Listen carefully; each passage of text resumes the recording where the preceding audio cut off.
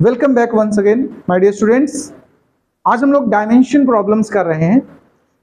हमारे पास जब अगर क्वेश्चन ऐसा हो कि कोई फॉर्मूला गिवन हो या कोई फिजिक्स का रिलेशन गिवन हो और हमें चेक करना हो वो डायमेंशनली करेक्ट है या फिर इनकरेक्ट है, तो कैसे करेंगे उस पर बेस्ड मैं एक एग्जांपल लेकर आया हूं। आप जरा ध्यान से सुनिए पहले, तो फिर मैं बताता हूं कैसे इसको सॉल्व करेंगे।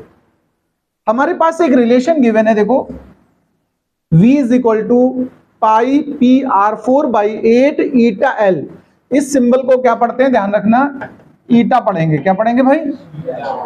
अब कुछ डेटा भी गिवन इसमें, देखो, where V is the volume of liquid of coefficient of viscosity. देखिए ईटा का नाम होता है कोफिशिएंट ऑफ विस्कोसिटी। फ्लोइंग पर सेकेंड, इस जगह आप लोग अंडरलाइन समझ लेना, थोड़ा मीनिंग है इसका कुछ। Through a horizontal capillary tube. Capillary tube क्या होती है इसको भी जान ले आप। सरफेस टेंशन चैप्टर में जब डिस्कस करेंगे वहां हम कैपिलरी के बारे में प्रॉपर डिस्कस करेंगे, बट थोड़ा समझ लेना। कैपिलरी मतलब ऐसा कोई सिलिंड्रिकल पाइप जो बोथ एंड पर ओपन हो, समझना, और उसकी लेंथ इतनी ज्यादा हो कि डायमीटर निग्लेजिबल कंसीडर किया जा सके। जैसे सपोज करो अगर डायमीटर 1 mm है तो लेंथ होनी चाहिए 1 मीटर, मतलब काफी ज्यादा लेंथ हो, डायमीटर नेग्लिजिबल हो। ऐसी ट्यूब को हम लोग कैपिलरी बोलते हैं। उसके क्रॉस लिक्विड फ्लो कर रहा है, ठीक है। उसकी रेडियस कितनी है कैपिलरी ट्यूब की? R है। लेंथ है L। Having a pressure difference P pressure है बोथ एंड के बिटवीन। हमें इस फॉर्मूले में करेक्टनेस चेक करनी है। टू चेक द करेक्टनेस, हमें करना क्या है? करेक्टनेस चेक करनी है कि ये फॉर्मूला सही है या सही नहीं है। जब भी हम डायमेंशन मेथड से किसी फॉर्मूले की करेक्टनेस चेक करेंगे तो हमारा सिंपल पैटर्न रहेगा, LHS की डायमेंशन फाइंड करें, फिर RHS की फाइंड करें। अगर दोनों तरफ डायमेंशनल फॉर्मूले एकदम सेम आ जाएं तो हमारा गिवन रिलेशन करेक्ट है, और अगर सेम नहीं आती है डायमेंशंस LHS RHS की तो उस फॉर्मूले को कहेंगे इट इज डायमेंशनली इनकरेक्ट। आइए इस क्वेश्चन की बात करता हूं। ये जो फॉर्मूला है ध्यान दीजिएगा प्लीज, इसको पॉइजलीज इक्वेशन कहते हैं। क्या कहते हैं?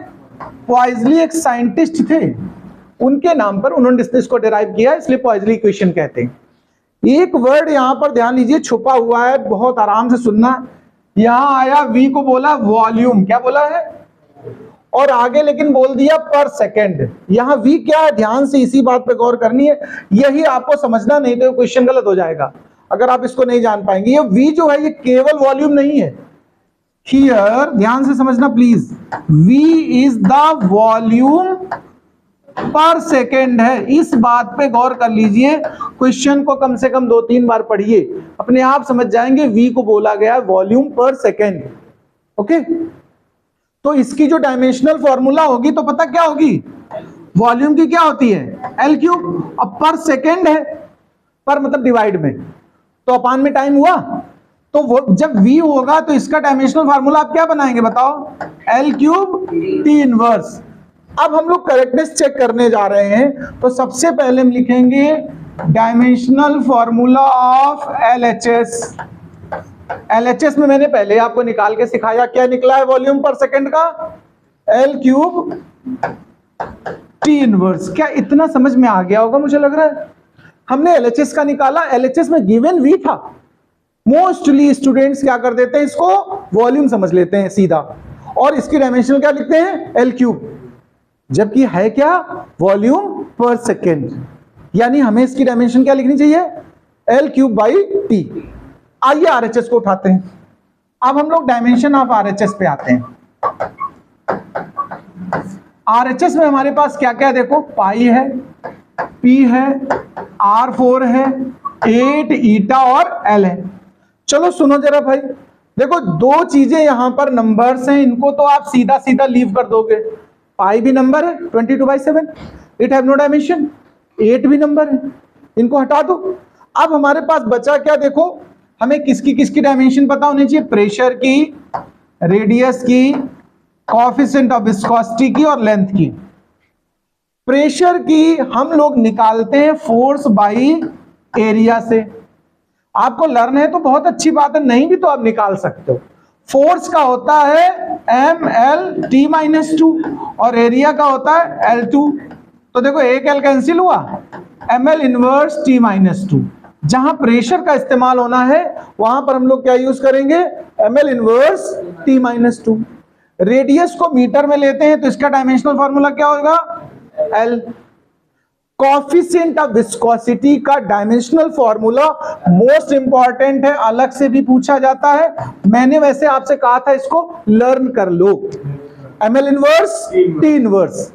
बट अगर नहीं तैयार है तो हमें निकालना भी आना चाहिए। भूल गए कहीं एग्जाम में जाते जाते कंफ्यूज हो गए, तो इसके लिए एक फॉर्मूला है, स्टोक्स फॉर्मूला, F = 6 पाई ईटा RV। इसकी हेल्प से निकालते हैं हम, निकालना भी यहां सिखा दे रहे हैं आपको। देखो 6 पाई तो नंबर है, हटा दो, ईटा का मुझे चाहिए ना, तो F/RV हुआ कि नहीं हुआ बताओ। F क्या है, फोर्स, फोर्स का dimensional formula ml(T-2), R radius है L और V क्या वेलोसिटी है L(T-1). देखना आप ध्यान से, नीचे 2 बार L है, एक L कैंसिल होगा, एक ऊपर जाएगा इनवर्स हो जाएगा, T-1 वो नीचे ऊपर कैंसिल हो जाएगा, -1 ऊपर बचेगा। तो देखो रिजल्ट अगर आप सिंप्लीफाई करोगे तो ml इनवर्स T-1 बचेगा, ठीक है। यानी dimensional formula of coefficient of viscosity ml inverse T inverse. और लास्ट में क्या बचा था हमारा, L लेंथ। लेंथ का तो आप बहुत अच्छे से जानते हो L होता है, मैंने इसलिए सिखा दिया कि बाय द वे आपको ना तैयार हो, लर्न हो तो आप डायरेक्ट भी पुट कर सकते हो। चलो वैल्यूज रखते हैं हम। तो सुनिए, प्रेशर का हमने क्या निकाला है, ml इनवर्स T-2। रेडियस पे कितना पावर है यहां पर, 4, तो L4 हो गया। ईटा का हमने क्या निकाला है, ml इनवर्स T इनवर्स। और लेंथ का क्या निकाला भैया, L। आओ जरा कैंसिल करते हैं जो कुछ कैंसिल हो सकता हो, आप ध्यान से देखिएगा प्लीज। L इनवर्स ये आपस में कैंसिल हो गए, M इसका कैंसिल हो गया, एक L यहां से कैंसिल होगा, देखो ऊपर 4 पावर है, नीचे से कैंसिल होगा, 3 पावर बचा, और -1 इससे कैंसिल होगा, -1 T का बचेगा ऊपर कि नहीं बताओ। तो L3 बचा और T का, आप ध्यान से देखिए LHS की डायमेंशन यही तो आई थी, वही RHS की भी आ गई है। तो हम यहां पर लिखेंगे dimension of LHS is equals to dimension of RHS। So अगर इक्वल आ जाए तो, सो द गिवन रिलेशन